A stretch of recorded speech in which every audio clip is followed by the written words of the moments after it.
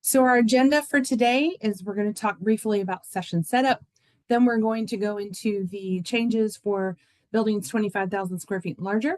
Then we will review buildings 5,000 to 24,999 square feet, and then do a Q&A session for the rest of the hour.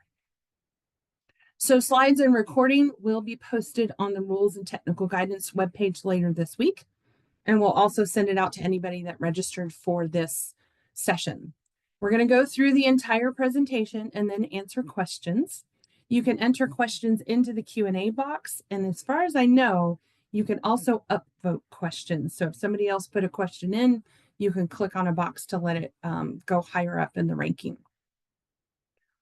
So Energize Denver is a building performance policy that plays a pivotal role in reaching the city's goal of eliminating emissions by 2040. Energize Denver policy is, sorry, I can't see everything on my screen. It is energy efficiency requirements. The policy requires each building to meet a certain level of energy use through operations and equipment improvements to a building, but that requirement also depends on its building size. So buildings 5,000 to just under 25,000 square feet must upgrade their lighting to LED or install solar to meet 20% of their usage. The buildings 25,000 square feet larger must meet certain levels of energy efficiency based on building type by 2032. So the Energize Denver building performance policy is not an electrification requirement.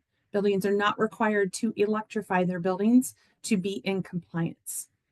It's not a mandate to replace HVAC systems. So replacing space and water heating systems before the end of system life is not required for this policy.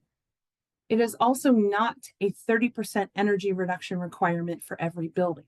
The ordinance's overarching goal is a 30% reduction in energy use across all covered buildings, but each building's target is unique.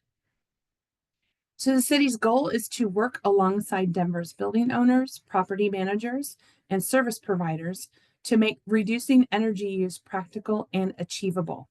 Every building is different, and compliance cannot be one size fits all.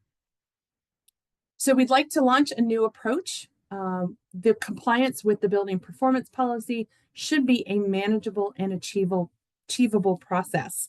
We understand that every building is different and compliance cannot be one size fits all. It's our goal to work alongside building owners, property managers, and everyone to make energy use reductions practical, more affordable, and better aligned with each unique building. So we do acknowledge that upgrading a building's performance and reducing its energy use to meet our targets takes time, planning, and funding. So let's focus in on the buildings 25,000 square feet and larger for a little bit. So each one of these buildings has an energy efficiency target. And there's an example chart on the left-hand side that kind of shows a basic trajectory. Each energy efficiency target is based on building type and is specific to the building based on how it is benchmarked. Targets are adjusted for mixed use and high intensity energy uses like pools and data centers. So at a basic level for compliance, all a building has to do is meet their energy efficiency target by its due date and turn in annual benchmarking to prove it. For historical, unique, and manufacturing and agricultural buildings, they have specialized options.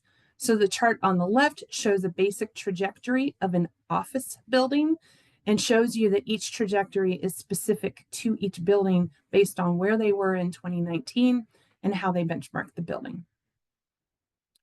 So the key steps to compliance for buildings 25,000 square feet and larger. First, you have to track and submit your energy use. Then you need to double check your energy efficiency targets and make sure they're in the right place. What we've realized over time, over the past couple of years, is that a large majority of our buildings are not benchmarking with enough detail to have the right energy efficiency target. So if you do need to take some action to meet your energy efficiency target, then you would complete an energy audit. So that's if needed, it's not required by our program. Then create a plan of what you want to do to meet your targets, and then submit adjustments or extension requests if needed. So the first step is getting the right target. Some of the things that we have updated in the rules are focused on getting all of our buildings the right target. So we want to make the energy targets practical, so no building is required to reduce energy use by more than 42%.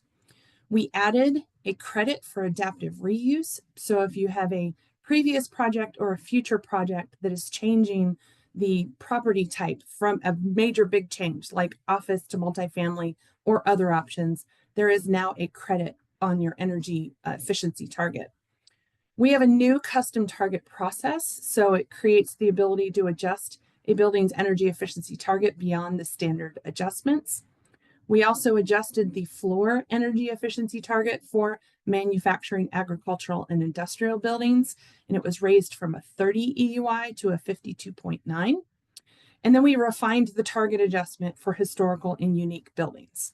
And then in this space, we added more support. We added a new benchmarking checklist that goes through every single one of our standard target adjustments to make sure you benchmark correctly to get those adjustments. We added additional help desk coaching available, and then we added some incentives to support energy audits that can help you identify adjustments, savings, and compliance pathways. So other incentives that we added to the rules, we added a new incentive for decarbonized networks. So in addition to the electrification incentive, we added one for buildings that connect to a non-emitting thermal energy network, like district geothermal systems or ambient loops that you would put heat pumps on. It depends on the type of network. And then we expanded our renewable credit options. So on our offsite renewables owned by the building owner within Denver, so if that installation is actually within the city and county of Denver, it now counts as a 1.5 credit multiplier instead of 1-to-1 kilowatt hour.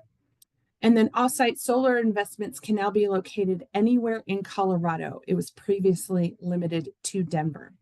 And then we're also, like we mentioned, offering new rebates for energy efficiency audits and energy management training for building staff.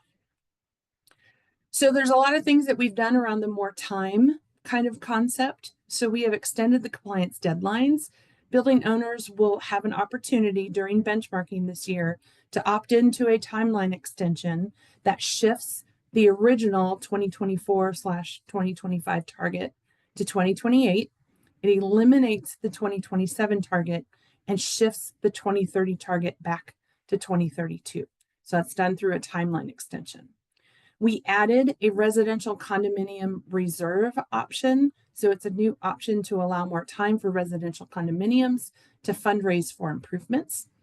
And then as a side note, for electrification feasibility reports, they were a requirement to get a timeline extension to do that feasibility, but we removed that requirement.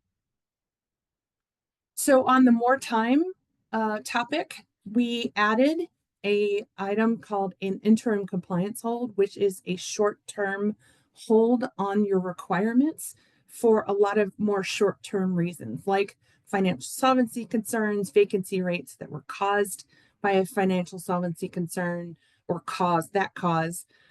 lease terminations that happen around a due date, redevelopment areas, demolition, change of building ownership. There's a whole bunch of different reasons why we would allow a short-term interim compliance hold. And then we would always entertain other reasons on a case-by-case basis.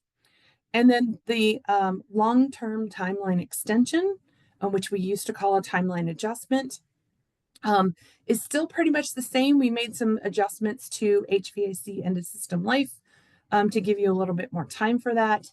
If you have energy service capacity limitations, if you're on the downtown steam loop, as we do infrastructure planning, major renovations, innovative approaches, but we would always entertain other reasons on a case-by-case basis. So disclosure upon sale, that requirement, our real estate associations asked for an easier way to disclose the building's Energize Denver status to possible buyers. So we created a compliance status letter process to make disclosure of status easier. The letter would disclose the basic information that CASR has on file. And if the building filed a compliance plan to get a timeline extension, then we would also copy in just that 5-page compliance plan. We also added that the transfer of the Energy Star portfolio manager account to the buyer is now required. We also wanted to pivot away from our penalties. So in our enforcement process, where we allow for multiple opportunities for people to get out of possible penalties, we actually codified that in the rules, and it gives the owners a last chance to submit a timeline extension request before assessing penalties. And the little image on the right-hand side kind of shows you that. The penalties for buildings 25,000 square feet and larger have been cut in half. We re-examined what was included in the average cost of compliance analysis, and we removed HVAC equipment because that's something you do as a normal capital cycle to your building, not because of these requirements. We also added in a final corrective action opportunity to make penalties a last resort. So let's say you're a couple of points off. You tried your best, put in that good faith effort to meet the targets, and you missed it by just a little bit, then there would be an opportunity, a multi-year opportunity to take corrective actions instead of seeing penalties. And then we also added a more robust appeals process. So if you disagree with the decision that we made, or if you're trying appealing a penalty that we did end up assessing, then there's a more robust process for you to be able to do that. So just to acknowledge again that we realize upgrading a building's performance and reducing its energy use takes time, planning, and funding. So because of that, for the large building side, so this is buildings 25,000 square feet and larger, our focus areas for this year is we want to focus in on benchmarking and data verification. We want to make sure that everybody has the right benchmarking and the right energy efficiency target to work towards. And then we want to provide some support to get your energy audits and your compliance plans done, and then provide training for our service providers so they're better equipped to be able to help you all. So our timeline for large buildings is we sent out a notice of updated rules. This is probably why you're here today, because you got that notice. We are leaning in on service provider training opportunities over the next couple of weeks. We are going to send the annual notice to comply letters later in the month, probably the week of April 21st. And we're going to be working on updating the website. There's a lot of web pages to update. So in May, our benchmarking season begins. Instead of it being March through June, we're going to go May through September. We're going to launch our new building management portal that's going to make it a lot easier for you to be able to manage your building's process through all of Energize Denver. And we have a new benchmarking process that will debut at that time. So we will send more instructions soon. And then after that, we'll start a lot of different ongoing trainings and focused webinars for everyone. So as I mentioned, benchmarking is due May 1st through September 1st. So we wanted to give everybody more time to absorb the new rules and to use the new checklist to double check benchmarking data and make sure you're benchmarking correctly. And what we're going to do is at least one time over the next 2 years, either this year or next year, you'll need to have third-party data verification on your benchmarking report. If you've already received a target adjustment, the data verification requirement is satisfied. So in those annual notices to comply that we send out in a couple of weeks, we will actually tell you whether or not you've already satisfied this third-party data verification requirement. So for our manufacturing, agricultural, industrial buildings, the MAI application is now shifted back to December 31st. So in those letters that we'll send out in a couple of weeks, we are going to go ahead and assign the default target for MAI buildings, which is the 30% EUI reduction on the performance pathway from a 2022 baseline. So we're going to send those out, and then the application is only necessary if you want to change your pathway or metric away from that default target, or if you need to request a different baseline. So technical support, like I mentioned, we are going to be launching a new building management portal. It's a centralized platform for managing compliance, tracking progress, and accessing resources. We have beefed up our one-on-one coaching services. So we've expanded support capacity and personalized consultations for building owners to develop tailored compliance strategies. We have added, we are in the process of adding enhanced contractor and service provider trainings. So we have a whole bunch that are offered in the next couple of weeks, and we'll continue those over time. We added those compliance status reports. So we provide buildings with the ability to demonstrate compliance for real estate transactions through a disclosure letter. You all have access to a free online energy management tool that where the features include virtual energy assessments, project planning tools, and resource library. All you have to do is call the help desk to be able to get access to that, and they'll help you onboard onto it. And then we want to have a variety of financial support mechanisms like low interest loans, grants, and other funding sources for people to be able to access. So we are beefing up our coaching in that area. So for the larger buildings, we have new rebates. The one on the left is the QR code for the rebates for professional development. So that's focused on energy management coaching for staff that are in buildings that are subject to this ordinance. And then on the right is a QR code with the rebates for the energy audits. So the buildings that are subject to Energize Denver, 25,000 square feet larger, can get some funding to offset some of the cost of an energy audit to identify energy efficiency improvements. And in our large building side, we have an equity priority building compliance assistance program. This is one-on-one coaching and office hours. We provide help with benchmarking support and data submission. We have technical assistance to make sure that EUI target is the right target for the building. It offers a free ASHRAE Level 2 energy audit, a customized compliance roadmap, support with contractor bids and financial coaching that gets you connections to grants, rebates, and incentives. So if you believe that you may be an equity priority building that's under-resourced or meets our certain definitions like nonprofits or human service providers or several other options, then please scan the QR code to look at the qualifications and apply for that program. So now I'm going to spend just a little bit of time talking about buildings 5,000 to just under 25,000 square feet. So the key steps to compliance for these smaller buildings are to claim the building, make sure that we have a contact or an email for somebody in that building that's going to be responsible for taking care of these requirements.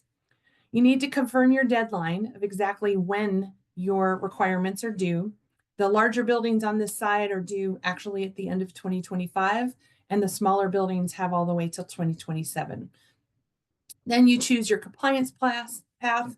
If necessary, make upgrades to the buildings. We have found that some buildings are already in compliance with this program and just need to turn in a little paperwork to prove it.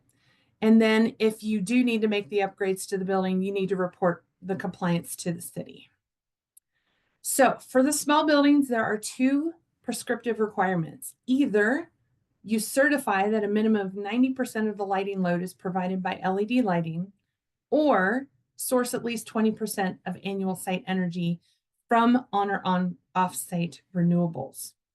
Then if you don't want to do one of those two, let's say you're doing another project already in your building, we have some other options. So you could do the 15% energy use reduction alternate compliance option.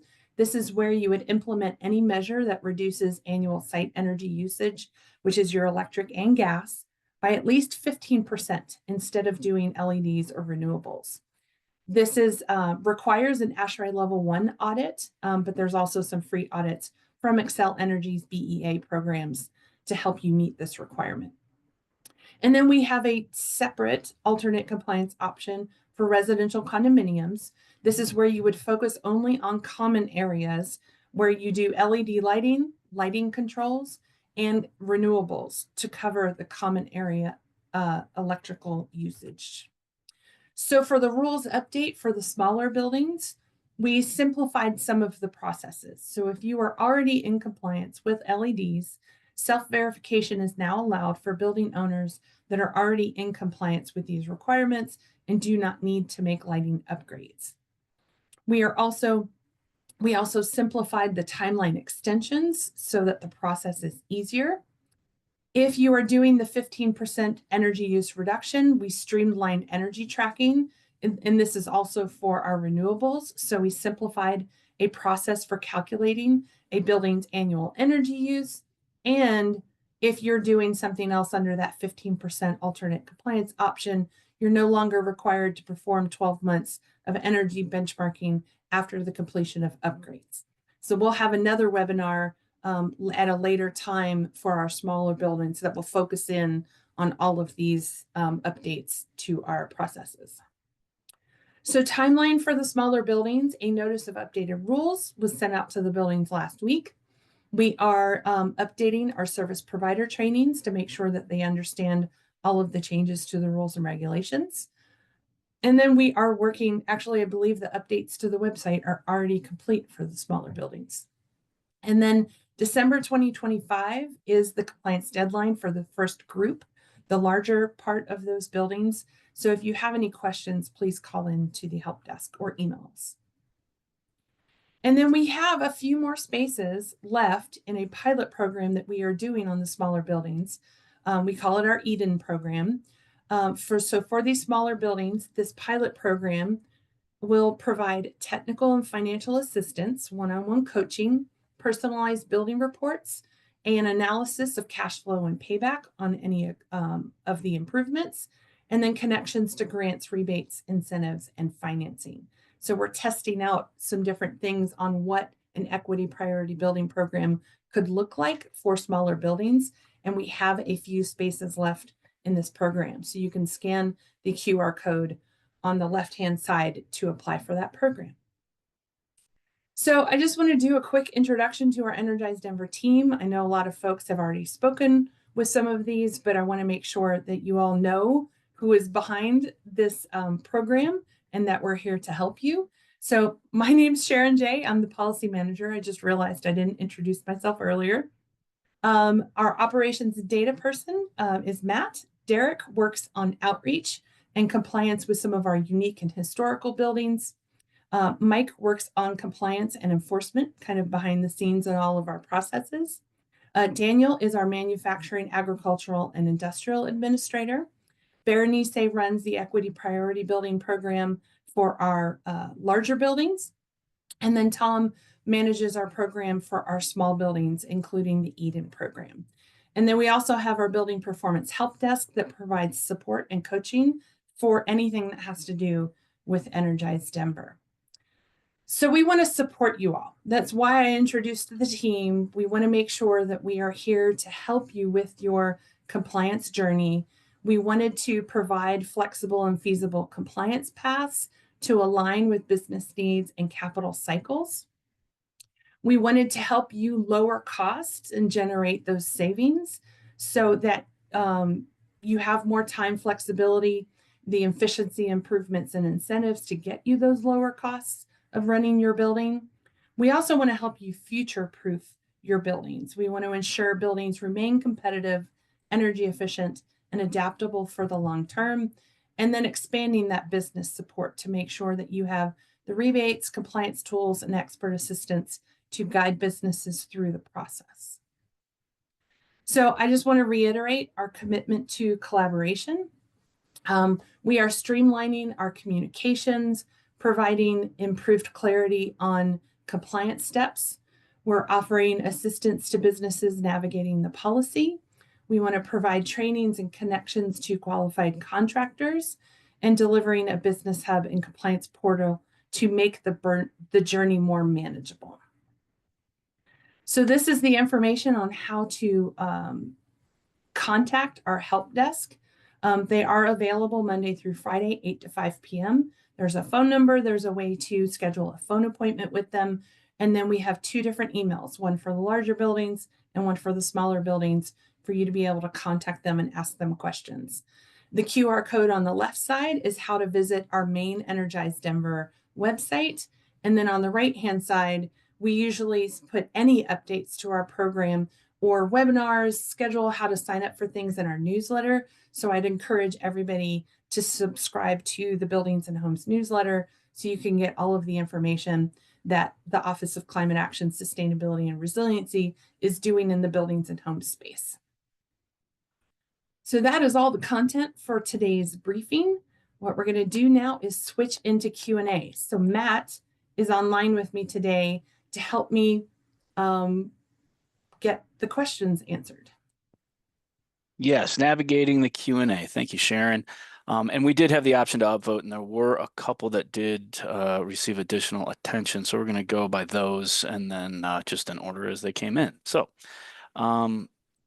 first, are building owners able to file for the timeline extensions themselves, or must they use a trained third party?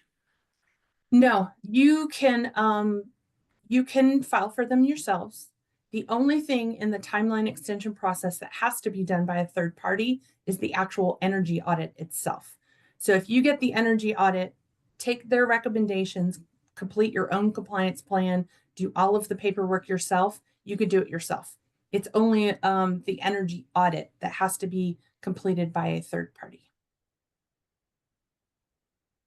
Next up, can the city offer any assistance in connecting building owners with electrification audit teams, for example, a qualified vendors list?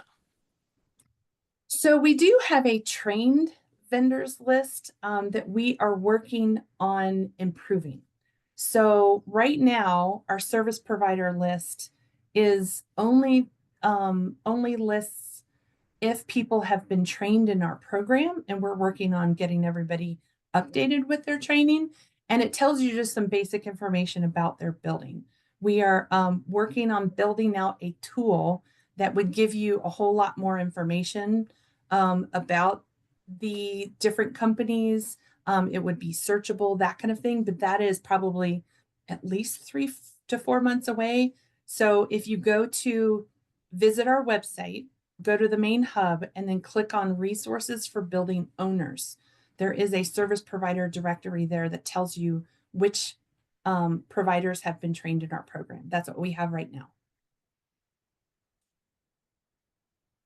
Next, if all buildings are different, say three different office buildings, why is the final target the same? And I'm not sure if we need more information on this one. Yeah, so when we designed our energy efficiency targets, we took all of the benchmarking data that everybody had, also combined it with some national information. And offices are usually benchmarked against offices, and we have information at a national level and a local level on how our office buildings perform. And so we used that information to create the energy efficiency targets.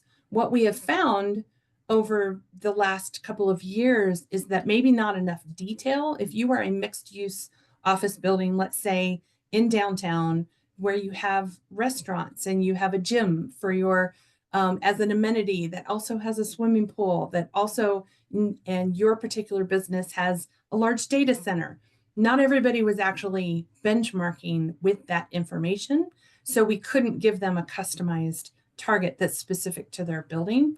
And so basically the targets that were given out 3 years ago were based on how the building was benchmarked in the system at that time. And so we want everybody to kind of take our new benchmarking checklist, look through it, see if it differs, and then we'll go from there and get you the right energy efficiency target. Next, another question on new tools. When will the forecasting calculator show the 30% decrease targets for MAI buildings? I know that's still in development as well. I don't know if the performance, so that the targets for the MAI buildings for that 30% EUI reduction should be updated in the performance lookup tool and the calculator, I would say in the next 2 weeks. We should get them updated by the 21st when we plan on sending out the letters. So those would actually be reflected soon.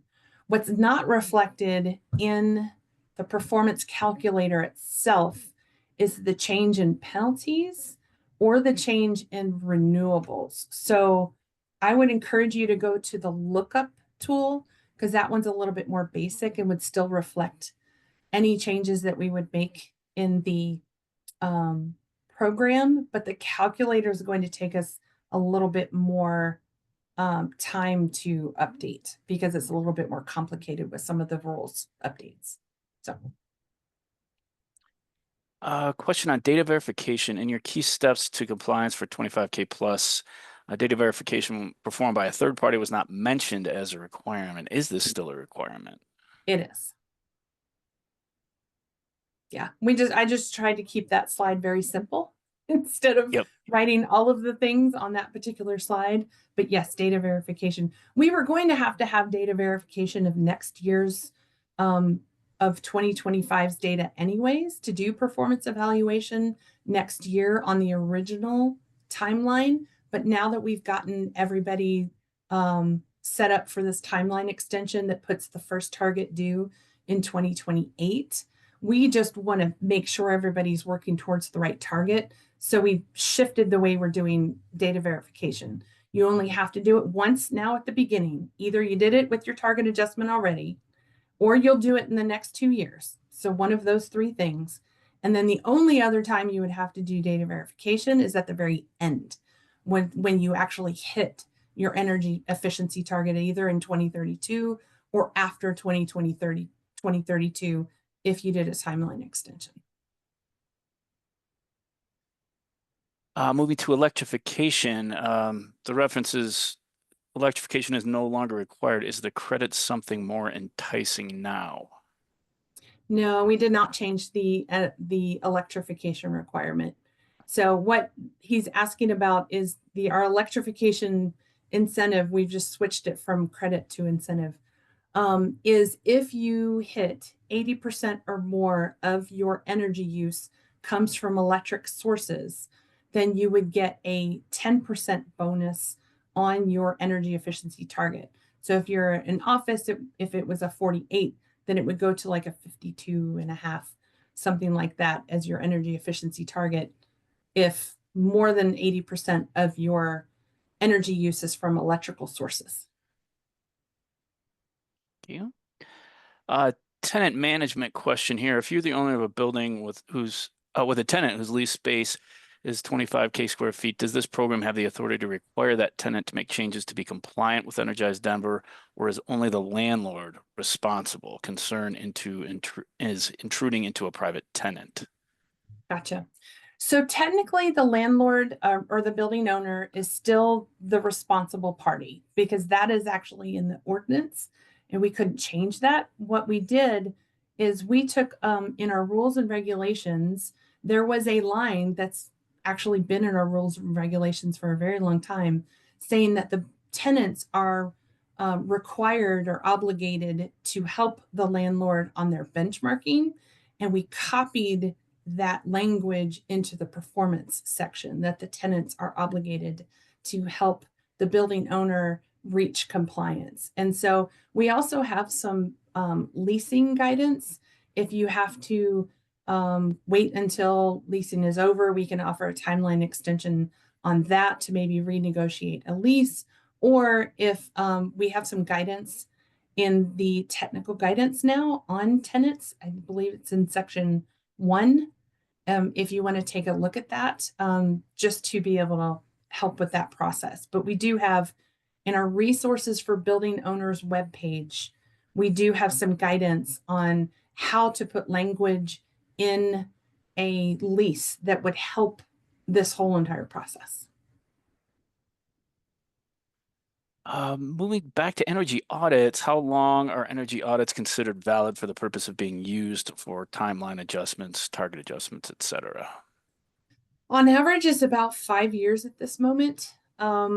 Right now, we're allowing them back to 2020. So it really just, it's about 5 years, and you could ask for permission to use one a little bit longer. We just definitely want energy audits that are post-pandemic or close to post-pandemic, because we've realized the way everybody was operating their buildings in 2018 and 2019 was very different than now. So it's on average. There's some more guidance on that in the technical guidance under section 7. There is an energy audit minimum requirements, so there's more details there. Excellent. A related question, as long as we're talking timeline adjustments, are prior TAs able to be reevaluated in the light of these latest changes? Yes, Another definitely. another procedural question. Do we need to submit a short-term interim compliance hold to opt into the 2832 timeline? No, so when you submit your benchmarking this year, there's going to be a little statement that actually states this particular timeline extension. And all you have to do is make sure the box is checked. We're actually making it part of the process this year, which is, of course, going to debut a little bit differently with our new building management portal. And so when you submit your benchmarking, you just need to make sure the statement is checked. And then you will automatically get this timeline extension without any other paperwork. And as long as we're on the portal, will it be used for Energize Denver the same as the Beam portal being used for Building Performance Colorado? In other words, are we kind of aligning with what the state is doing? It's a different portal. It's a different platform behind the scenes. So I'm not sure exactly what all is in the Beam portal. I have not actually. I've seen an older version of the Beam portal, but it's different. The benchmarking process is similar. So last year, all of the at the state level, they switched to what's called web services, where you share your account with the city, and then all you have to do is kind of hit a button to submit each year when it's ready. And we're going to be moving to that this year, but it's going to be on a different portal because we have different backend systems than the state does. Great. And moving back to electrification, does electrifying a building 80% of the total is understood still raise the 2032 target? It does. As long as you hit that 80% threshold. Yep. And also on the electrification front, we're wondering what is the news about EFRs and availability? I'm not sure if we need clarification on that question. Okay, so the rebates are hitting some of their limits for electrification feasibility reports. It's one of the, we actually decided on the Energize Denver side to not make it a requirement to get a timeline extension that you had to do an electrification feasibility report. So that's what we did on our side. No updates yet to the rebates of the changes that happened a month ago. I don't have any additional information since a month ago. Another on timing, how do we opt into the 2028 compliance? I believe that's just in reference to your benchmarking. Yeah, it's as you benchmark this year, just make sure you'll see a statement that needs to be checked saying, I agree that I need this additional time. And so you would just make sure that's checked during your benchmarking submission process. This one we could probably point folks to the website, but what is the best route for applying for a timeline extension? So a basic timeline extension needs a long-term plan because that a timeline extension is more about long-term planning. And so I would encourage you to look at the technical guidance that kind of outlines it step by step. You need to have an energy audit, you need to put together a compliance plan. You have to look at your operations and maintenance procedures. There are several different things that you have to put together to then request a timeline extension, but you can get coaching on that through our help desk. So I would say you could even email or schedule an appointment where you talk to somebody at our help desk and they'll walk you through the process. Two further questions on audits being retroactive. Does there have to be, oh, sorry, are the are they available retroactively? We completed in 23 and 24. Yes. And if we have an energy audit, can we still receive an incentive for it? So effectively, how far back do those rebates go for audits already completed? Yeah, the audits can be done back to November 22nd, 2021, I believe is the right answer from the date that the ordinance was signed into effect. Or it's 2022. I'm We blanking actually out on took it that back to answer. 2022 as I'm looking at it right now, Thank you. Sharon. That's 2022. So that's when we finished our first version of the rules and regulations for the program. So any audit done after that could retroactively ask for a rebate and future ones based on funding. We have a certain amount of funding we have for these rebates. So I would encourage everybody to get a request in. more on audits. Does there have to be an audit for each timeline extension? So the timeline extension is based on the building itself. So you would have to have an energy audit of that building. So I don't know if maybe a timeline extension was turned in previously and now you want to adjust it because the rules and regulations were updated, which means you would not have to redo an energy audit in that circumstance. So you just have to have one audit per building and you could use it for as many timeline extensions as you want. I don't think it would have to be updated. A tool-related question: are the target EUIs and years up to date in the lookup tool, the performance requirements tool? Not quite yet, as I understand it. Not quite yet. Those in the performance requirements lookup tool, those will be updated by April 21st. We wanted to make sure that we got all 3,000 buildings in the system correctly with all the changes. And so it should be updated by April 21st when we send out the new notices. So the calculator itself, it's going to take a little bit more time. And back to data verification and credentialing, does this need to be an engineering firm that does this? Who or what company is considered to be a third-party data verifier? Yeah, we do have a page on our data verification requirements of who can be one.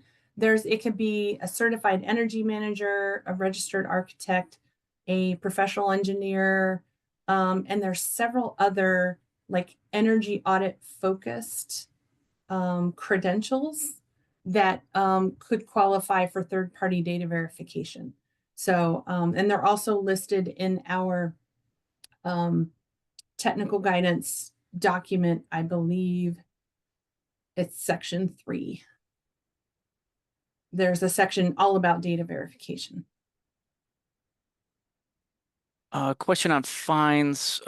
There's a reference to the calculator. Will the calculator be updated with the updated potential fines? It will, but it's going to take us some time to do that. So we're not going to have that ready by April 21st or May 1st. We'll probably put a little notice maybe at the top of the calculator of an estimate. We have not estimated when we're going to get that calculator updated yet. MAI question here. We are a manufacturing entity and we are going through major automation renovations. We'll be able to apply for an extension to delay setting back our benchmarking goal until these are completed. Yes. Yeah, that would just be under the timeline extension process. Benchmarking question. Can the 2019 baseline be adjusted to a different year? It can, but usually only 1 year on either side or something much newer. So it depends on the building and what the reasoning is around that. So if I would suggest calling into the help desk and talking through the situation. Great. And at this point, folks, I'm just reading these as they're coming in. Everybody's got lively discussion. Performance pathway, the 15% energy use reduction exemption, 15% reduction compared to what? An average or the 2022 numbers? Guess we just need some clarity around that. I think it's 2019, which is the year that our ordinance chose its baseline. So, and this is for the smaller buildings. If for folks, the 15% energy use reduction for smaller buildings, I think it's 2019. But Drew, we could always follow up if I am saying the wrong thing. Can we use Excel's business energy assessment program for our energy efficiency audits? So those audits are usually around an ASHRAE level 1. If you need an audit for a timeline extension, it requires an ASHRAE level 2, which is just more robust. So it depends on Xcel Energy's program. They also have like a strategic energy management program or SEM program that is closer to an ASHRAE level 2, where we have accepted some of those. But for BEA, they're very basic. And usually just look at equipment, which is usually equal to an ASHRAE level 1. I have seen some people do the BEA first to even see whether or not they need a level 2 or need a timeline extension, and then they would take the results from that and possibly level it up with a service provider of some kind. Great. Another reference, a slightly different on audits. We had one done in 2024 and effort to meet the original compliance benchmarks. Is it still good if we need to request an extension? Yep. Yes, it is. If we have a federal government tenant, are there additional incentives available to building owners to help recoup some capital investment to meet these requirements? Not that I know of, but there's a lot of taxing credits and incentives and all kinds of different things out there that could possibly help with that. We are trying to beef up our financial coaching of like, how do you stack all of the different things that are out there and access all of the different things to help you pay for these things. It's not quite ready at this moment. We're still working on it, but there may be some opportunities there. So as soon as we get some of that additional coaching available, we'll let everybody know so that you could call in to the help desk and get help on that. And Celeste had some follow-up questions on measurement years. If the building's already in compliance with the first interim target, will your building then be in compliance until 2032? I think that's Technically, technically, as long as if you don't check the box, technically, so the way we're trying to fix it is that that statement that gets you the timeline extension is already checked, and you have to uncheck it to say, I do not need this timeline extension. If you do that, then you would stay on the 2025, 2027, and 2030 timeline. But if you already meet your EUI target and all you have to do is maintain it, it's probably not that big of a deal. It's up to you as to whether or not you want to shift your dates. So you just have to maintain that energy use intensity operations. And I think that does cover the second half of that question as well. Is benchmarking now always due by September 1st, or will it go back to June 1st after this year? It's just for this year because of the rules adoption process ended overlapping with the start of the benchmarking, and we just didn't want to start benchmarking until we were done with that process. So it's only for this year, is May 1 to September 1, and then next year it'll go back to March 1st to June 1st. Got it. I just want to acknowledge the suggestion to make, to kind of align Beam and Energize Denver with those two portals. These are just technical requirements as I understand it, Sharon, the way we have it built compared to the way the state has it built. But I could also, so the backend system that we use is done through somebody that we have a service contract with, and the state used to be on the same system, and through their procurement and RFP processes, they ended up having to switch to Beam because of the results of that procurement process, which is just completely separate from ours. So we didn't have any control over that. What I'm hoping will happen is that the state is working on some legislation that is going through the state House and Senate right now over the next couple of months to update their ordinance in a way that the buildings 50,000 square feet larger would only have to comply with the local, it would only have to comply with the local ordinance, not the state, and we would, or the local ordinances compliance would then count as compliance at the state level. It's funny how they have it worded in their ordinance. I'm sorry about that confusing answer. So we are hoping that in the next couple of months this legislation gets approved by both the state house and the state senate so that it goes into effect, and would mean that you would only have to comply with our performance requirements. You would still have to benchmark with both. You'd have to benchmark with Denver and benchmark with the state, but you would only have to comply with our performance requirements if we get our program certified that we are either as stringent or more stringent than the state. So cross your fingers. Sharon, quick return to the Excel Energy assessment question. The comment was BEA is ASHRAE level 2, commercial streamline assessments are ASHRAE level 1. Does that jibe with how you understand it? That's how I understand the BE. We've looked at all of the Excel Energy programs to look and see whether or not they would comply with the ASHRAE level 2 requirements, and they're not quite there. They're just more equal to a level 1. Very good. Return to target years. If my building already complies with 2025 targets, can I select a 2025 compliance period instead of waiting until 2028? That's where you would uncheck the box in this year's benchmarking process. So we think most of our buildings are going to want the timeline extension. So we're going to try and set it up where the default is a checked box. But if you wanted to uncheck it, you could uncheck it. Didn't want to take away the option. Do you need to do a third-party audit to opt into the 28 compliance option? That's just a part of benchmarking, right? Yep, it's going to be a simple statement in the benchmarking process this year where you just need to make sure that box is checked. Very simple. Yeah, and we are on time for the last couple questions here. HVAC requirements have been removed. What are the updates? Just no requirements is the question. So we actually adjusted HVAC end of system life. So we've always had a timeline extension based on HVAC system end of system life.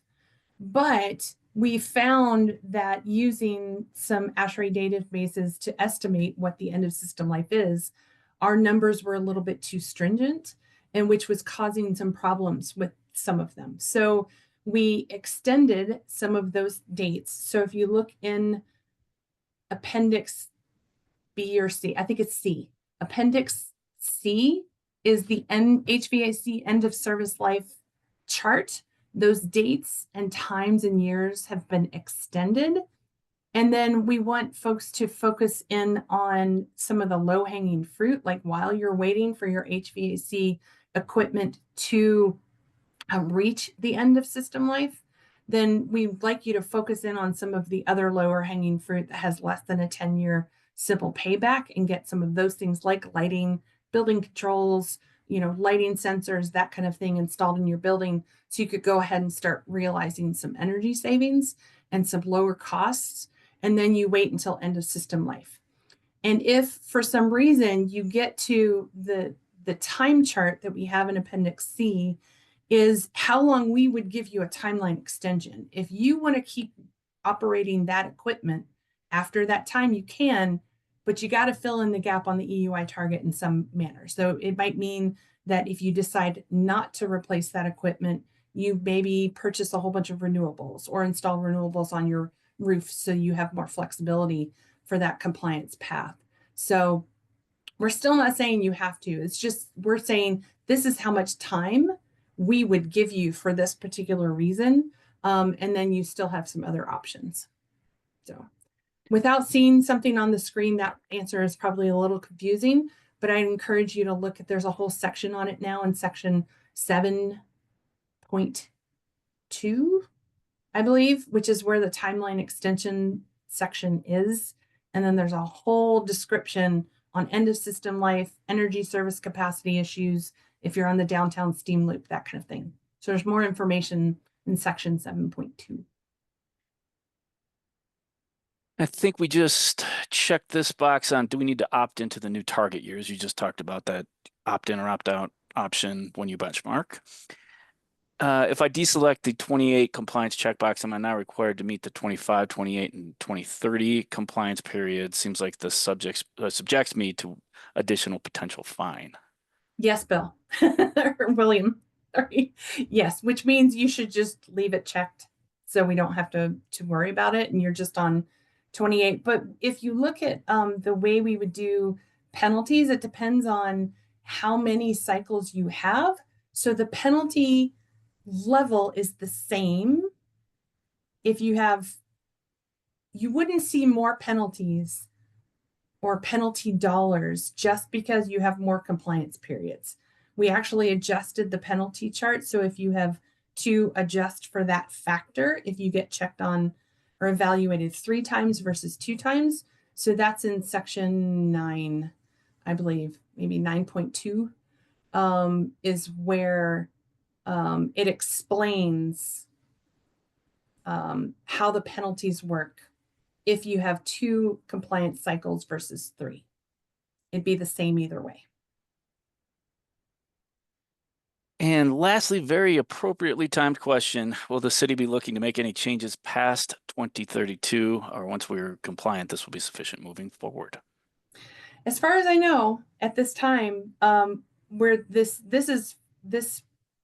policy is focused on energy efficiency, and we're basically trying to make all of our buildings as energy efficient as possible with this particular policy. So if the city council or mayor or other leadership decided to do something else, it might be focused more on decarbonization to meet our net zero energy goals that we have for 2040. I don't think it will be around energy efficiency, but I can't predict the future. I'm definitely not somebody that could do that. So that's the best answer that I can give you on that question.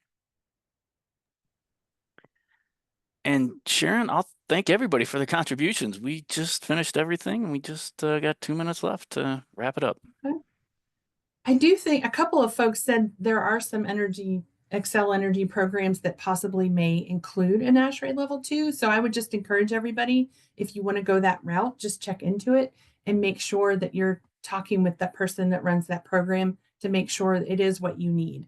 So if you need a timeline extension and you need an ASHRAE level 2, make sure that you talk with Excel Energy and let them know that from the very beginning, so that if you're not in the right program, then you don't waste your time. So thank you for all of the questions. I really appreciate it. I hope everybody got some good information. We'll send out the slide deck and the recording once we get it up on our website in a couple of days.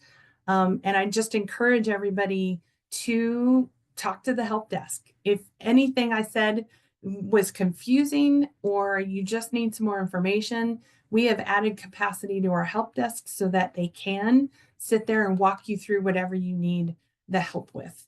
And so thank you very much, and we will see you soon. Thank you.